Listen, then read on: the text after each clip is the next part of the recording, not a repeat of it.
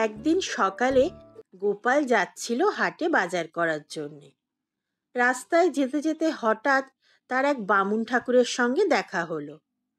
বামুন ঠাকুরের সঙ্গে এ কথা সে কথা বলতে বলতে হঠাৎ করে দুজনের মধ্যে বিবাদ বেঁধে গেল।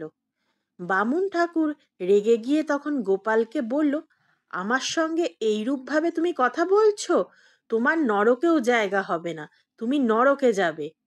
তখন গোপাল হেসে বলল, তা বেশ ভালো, তা আমি যদি নরকে যাই তাহলে আপনি ঠিক কোথায় যাবেন? তখন বামুন ঠাকুর বললেন, কেন, আমি স্বর্গে যাব। গোপাল তখন হেসে জিজ্ঞেস করলো, তা স্বর্গে তো যাবেন, তা নৌকা ভাড়া জোগাড় করে রেখেছেন তো? বামুন ঠাকুর তখন আরো রেগে গিয়ে বললেন, কেন, স্বর্গে যাবার জন্য আবার নৌকা লাগে নাকি?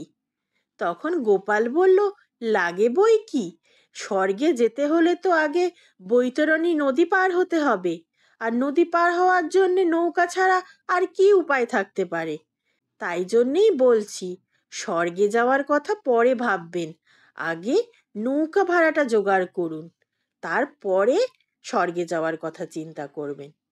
এই কথা শুনে বামুন ঠাকুর আরো তেলে বেগুনে জ্বলে উঠলেন, আর গোপাল তখন তাকে রাগিয়ে দিয়ে মুচকি মুচকি হাসতে হাসতে নিজের কাজে চলে গেল।